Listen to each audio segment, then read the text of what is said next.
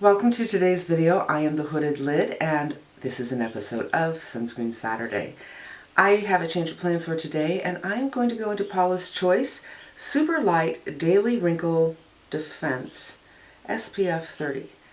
Like yay. Quarter teaspoon in my hand. Looks like this. It's really cloudy today. In fact, it rained today. But I was not awake for it. So when I woke up, I heard a car go down the street and I thought, oh, sounds like it's wet outside. Indeed. Which is great because we can always use it. But the light is very different today. So it's pretty heavy over here. I put on 2 lights and a couple of practicals to help remove the cool nature. So excuse me for odd light. This smells, it has a slight scent, but it definitely has that mineral scent to it as well. And it's tinted, but it's pretty light. We'll see if it oxidizes like everything else. And the rest I'm going to put on the neck. So while this is tinted, it's really not a color that I recognize as human. I imagine it's just tint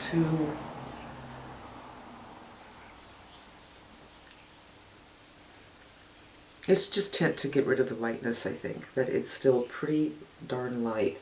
And the tint seems almost gray. Or purple. But it does feel light. And that's going on pretty well. Got a little under my eye, so I'll just kind of continue that. It goes on easy. Easier than any other of the mineral sunscreens that I have tried. So there we go. I forgot to do a proper intro. Before I continue on, we have already done 3 mineral sunscreens from the drugstore, and they weren't that good. We had the CeraVe, which was like Elmer's glue, and very, very white. The Neutrogena, not quite as gluey, but very, very white. And the Aveeno, which wasn't gluey at all. It really had a nice slip. It felt nice on the skin. But it was very, very white. It really took, rubbing, going away for 5 minutes, then rubbing again, and then it started to dissipate, but it was still white. But my foundation looked fantastic on top of it, so that was the winner of that group. I don't have high hopes for drugstore minerals, so I'm done at 3. And now I'm going into tinted minerals that aren't necessarily drugstore. So I have 3, actually I have 4 to look at. And this is number 1. And I can tell you that, yes, my face does look a little bit light, not quite white. And it feels drying immediately. I feel as it's drying, it feels that like tightening action. Yeah, that's what it's doing on my face. So I'm going to give it a solid 15 minutes and then we'll come back and put some foundation on it and see how it works with foundation and see if this feeling of sucking all the moisture out of my face abates. I'll be right back. I'm back and it's early, so I didn't do a proper introduction for this one. So let me read from the website what they have to say about this one. It's Super Light Wrinkle Defense SPF 30. Lightly tinted mineral-based formula that protects skin from sun damage and fortifies it with state-of-the-art antioxidants, prevents premature aging of skin. That's what sunscreen does. Boosts skin environmental defenses. That's what antioxidants do. A silky texture leaves a soft matte finish. Yeah, it felt nice going on. It is matte. It feels a little tacky. Uses your last step in your AM skincare routine. I hope that goes without saying, but okay. Now, this is interesting. She calls it a moisturizer, an age-fighting formula that protects and fortifies skin. You'll see a more even-looking skin tone from first use, and with daily use, you'll see that skin feels and looks firmer. Unbelievably light and silky moisturizer perfectly preps skin for makeup. This does not feel moisturizing. It feels tightening, and that has not changed from when I first applied it. And when I look at the ingredients, I see, first of all, it's zinc oxide 13%. Then it has a couple of things I cannot pronounce. I will write down right here what it is. Cyclopentasiloxane, which is supposed to be hydration. Dimethicone, lauryl, lysine. I don't know what that is. They're calling it a skin conditioning agent. And then a stabilizer, texture enhancing, and then finally we get to some antioxidants. So there's a few antioxidants, it's just they're not too high up. Resveratrol, which sometimes I can pronounce, sometimes I cannot. Vitamin E, vitamin C, willow bark extract, pomegranate extract. So this is interesting. I didn't know it was supposed to be a moisturizer. I do not find it moisturizing. And my skin is not dry. It's normal to dry. So if you are normal to dry, I don't think you're going to find this to be comfortable. I'm going to put this down and we'll continue. So let's go on with the Makeup Forever. As you can see, it's not leaving my face terribly, terribly white. If you are fair, more fair than I am, you might be able to get away with this without any foundation. It does even out the skin tone a little bit, so if you have a little bit of imperfections, this might work for you. I kind of regret putting it under my eyes because it is drying. We're going in with the Makeup Forever, and let's see how that works. This is just the most unfussy foundation that I have.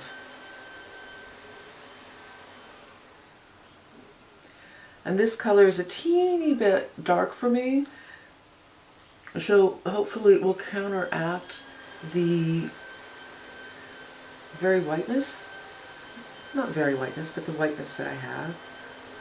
And yeah, I use 3 pumps, which is a lot for me. Usually I'll do 2, and the sticky nature is kind of making it difficult to move around the face, so it's kind of killing the slip that this foundation has. I may have to get my beauty blender out.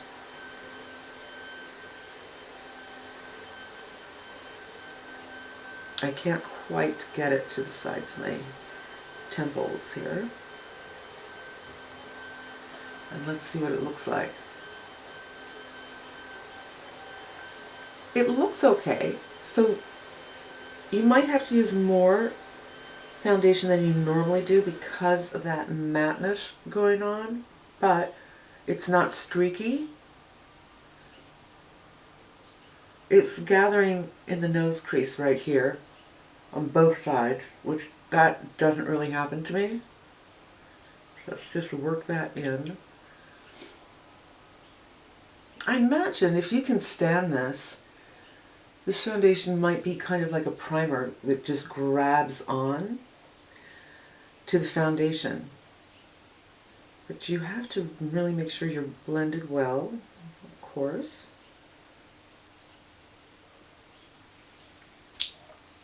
Went on pretty well, but I still feel pretty white. So like here's the neck that is more natural in tone. Actually, I put less sunscreen on the neck, and the face looks quite a bit whiter. And as I said, this is a hair too dark for me.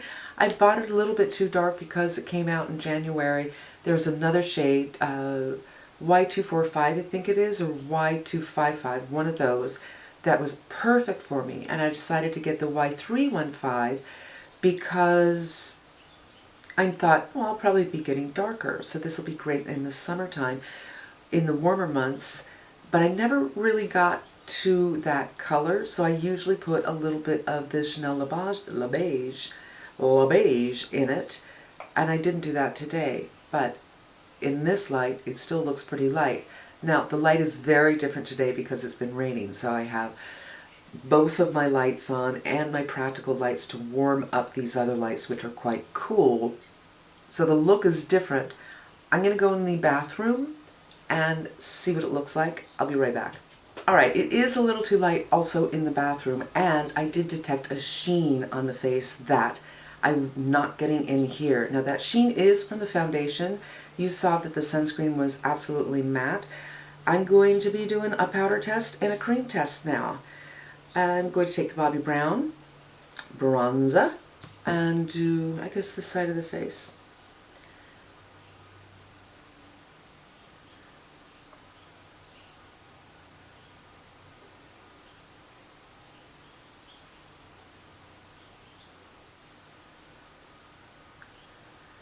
And I kind of need the bronzer today since this is pretty light. And then I'll go ahead and do a blush that is cream.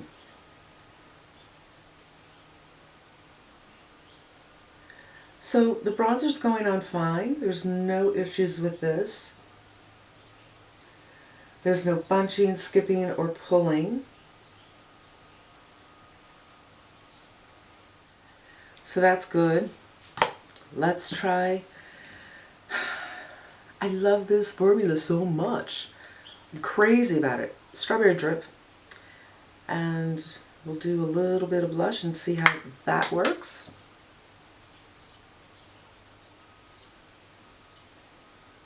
Take the excess off of my hand.